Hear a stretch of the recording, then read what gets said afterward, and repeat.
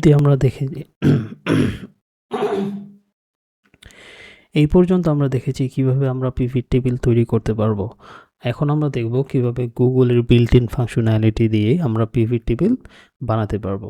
So আমি কেন সেটা প্রথমে দেখালাম না, কারণ হচ্ছে পিভট টেবিলের বেসিক ইনফরমেশনগুলো বা বেসিক আমরা কিভাবে তৈরি করতে পারি সেই নলেজটা গ্যাদার করার জন্য আমরা হচ্ছে এভাবে দেখিয়েছি। তো চলুন এখন আমরা দেখি কিভাবে আমরা গুগলের ফাংশনালিটি, বিল্ট ইন ফাংশনালিটি দিয়ে আমরা পিভট টেবিল তৈরি করতে পারবো। সো প্রথমে হচ্ছে পিভট টেবিল তৈরি করার জন্য গুগল থেকে এখানে আপনাকে ইনসার্টে যেতে হবে। ইনসার্টে গেলে এখানে আপনারা দেখতে পাচ্ছেন একটা পিভট টেবিল নামে একটা অপশন আছে। এখানে ক্লিক করার পরে এই পপ আপটি চলে আসবে। এখানে বলছে যে create a pivot table data range. Data range হচ্ছে যেই শিট থেকে আমরা ইনফরমেশনগুলো নেব। আমাদের এই প্র্যাকটিসের জন্য আমরা হচ্ছে পার্সোনাল ফাইন্যান্স এই শিটের ইনফরমেশনগুলো আমরা নেব। তো এখানে হচ্ছে আমরা টাইপ করে আমাদের শিটের ইনফরমেশন দিতে পারি। প্রথমে হচ্ছে শিটের নাম, দেন হচ্ছে রেঞ্জ। তো এত ঝামেলা আমাদের নিতে হবে না। আমরা যদি এখানে ক্লিক করি তাহলে এখানে আমাদেরকে বলছে যে select your data range. So আমি যদি এখানে সিলেক্ট করি, দেখতে পাচ্ছেন যে এখানে পার্সোনাল ফাইন্যান্স B1 চলে এসেছে। আমাকে A1 থেকে নিতে হবে। তো A1 সিলেক্ট করলাম। শেষের দিকে এখানে যদি আমি সিলেক্ট করি হচ্ছে সো এখানে দেখতে পাচ্ছেন যে আমাদের ডাটা রেঞ্জ আমরা সিলেক্ট করে ফেলেছি। এখন যদি আপনার এটা খেয়াল করেন প্লাস সাজেশনে দেখেন দুটো কিন্তু সেম। সো গুগল আমাদের অলরেডি সাজেস্ট করছে যে এই শিটের যেই ইনফরমেশনগুলো আছে আমরা ওটা অ্যাজ এ ডাটা রেঞ্জ হিসাবে সিলেক্ট করব। তো আমি এখানে সিলেক্ট করলাম, দেন ক্লিক ওকে। এখন আমাকে বলছে যে আমি কোথায় পিভট টেবিলটা তৈরি করব, নতুন শিটে না এক্সিস্টিং কোনো শিটে। তো আমি সিলেক্ট করলাম এক্সিস্টিং শিটে। আমি চাচ্ছি যে এই শিটের ভিতরেই আমাদের পিভট টেবিলটা ক্রিয়েট হবে। সো এখন হচ্ছে আমাকে সেলটা সিলেক্ট করতে বলছে। সো আমি সেল সিলেক্ট করার জন্য এখানে প্রেস করব, এখানে আমি ক্লিক করব। দেখেন এটা সিলেক্ট হয়ে গেল, দেন ওকে। এখন নাও ক্রিয়েটে ক্লিক করব। এই হয়ে গেল আমাদের পিভট টেবিলের ফাংশনালিটি এখানে অ্যাড করা হয়েছে। এখন দেখেন আমাদের এই ডান পাশে একটা নতুন ট্যাব ওপেন হয়েছে যেখানে হচ্ছে আমরা সব ইনফরমেশনগুলো দেখতে পাচ্ছি। সো এখানে দেখেন ওরা গুগল অলরেডি 3টা আমাকে সাজেশন দিয়ে দিয়েছে। Sum of profit of each product name by month, অর্থাৎ প্রত্যেক মাসের প্রফিট মার্জিনটা দেখাবে প্রোডাক্ট নাম অনুযায়ী। আমি যদি এখানে ক্লিক করি অটোমেটিকলি দেখেন আমাদের পিভট টেবিল অলরেডি তৈরি হয়ে গিয়েছে। এখানে আবার দেখতে পাচ্ছেন একটা সার্চ আইকন বা আছে। আমি যদি এখানে ক্লিক করি তাহলে ওদের প্রি রেডি করা যে টেবিলটা এটা দেখতে কীরকম লাগবে সেটা আমি এখান থেকে দেখতে পারবো।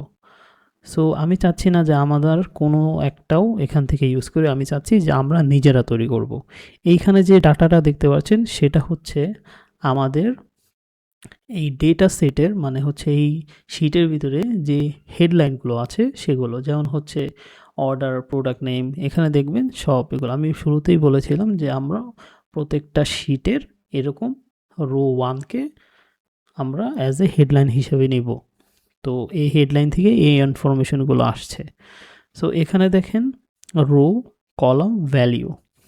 এখানেও দেখেন 4টা অপশন আছে, এখানে 3টা, এখানে 4টা। রো, কলাম, ভ্যালিউ, দেন ফিল্টার। ফিল্টার অপশন কি করে এটা আমি একটু পরে দেখাচ্ছি। সো প্রথমেই আমরা রো সিলেক্ট করি। সো রো সিলেক্ট করার জন্য আমাদের এখানে ক্লিক করতে হবে অ্যাড। এখন আমরা এই রো এর ইনফরমেশনটা আমাদের ডেটা সেট থেকে কোনটা নিতে যাচ্ছি, order date, product name, category. So as আমরা জানি যে প্রোডাক্ট নেমই হচ্ছে আমাদের সব,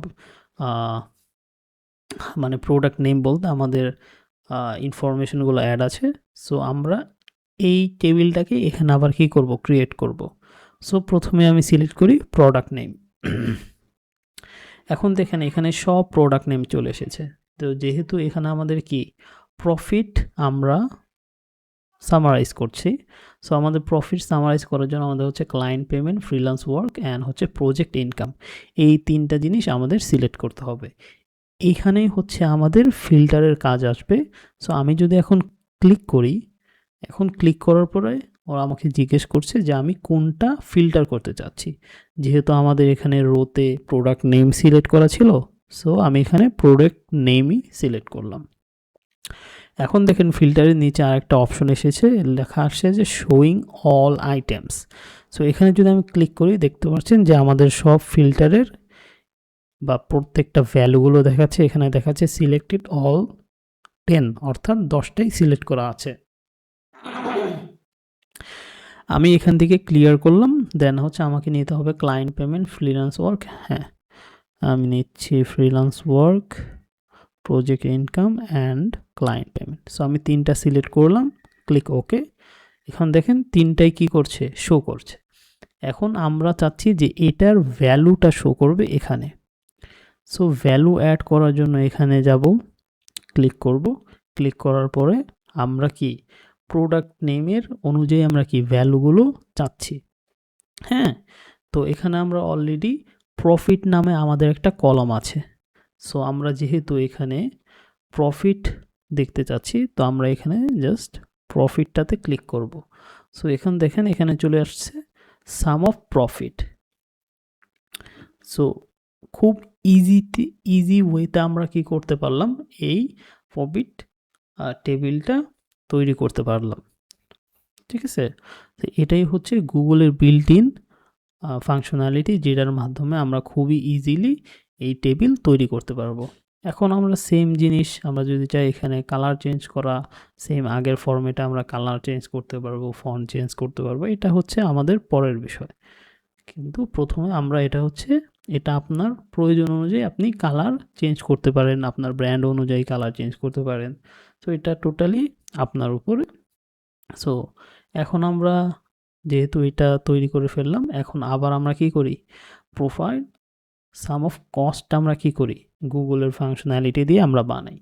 সো আবার কি করলাম, ইনসার্টে ক্লিক করলাম, টেবিল, সিলেক্ট রেঞ্জ, অলরেডি আমাকে শো করছে, সিলেক্ট করলাম, ক্লিক ওকে। এক্সিস্টিং আমি এখান থেকে সিলেক্ট করলাম, সব কিছু ঠিক আছে, ক্রিয়েট। এখান থেকে আমাদের রো সিলেক্ট করতে হবে, প্রোডাক্ট নেম। আমি আবার ফিল্টার করি, প্রোডাক্ট নেম। এখান থেকে ক্লিয়ার অল। এখন ক্লায়েন্ট পেমেন্ট যেগুলো ইনকাম করেছি সেগুলো বাদে আমরা কি করব, এখানে শো করব। এখানে আমাদের এই 3টা বাদে আমরা এখানে আবার শো করব। So electricity, food, gross, internet bill, project income না, রেন্ট, শপিং, ট্রান্সপোর্ট। হ্যাঁ, আমাদের 3টা অ্যাড করা হয়ে গেছে। এখন ভ্যালুতে যাওয়ার পরে আমরা কি লিখব, কস্ট। যেহেতু আমরা এখানে কস্ট করেছি, কস্ট। সো এখানে দেখতে পাচ্ছেন যে আমাদের কস্ট চলে এসেছে, ইলেকট্রিক, ফুড। সো এভাবে আমরা টেবিল তৈরি করব। প্রফিট টেবিল আমরা এইভাবেই এই ফাংশনগুলো দিয়ে তৈরি করতে পারি। সো এখানে আপনারা দেখছি যে এখানে আমাদের যোগফলে একটু ঝামেলা হয়েছে, কারণ এখানে আমরা শপিং ক্যাটাগরিটা অ্যাড করেছি, এখানে আমরা শপিং অ্যাড করিনি।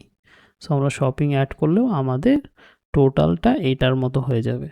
সো এইভাবেই আমরা প্রফিট টেবিল ইউজ করতে পারি from Google functionality. So I hope আপনি বুঝতে পেরেছেন। যদি আপনাদের কোনো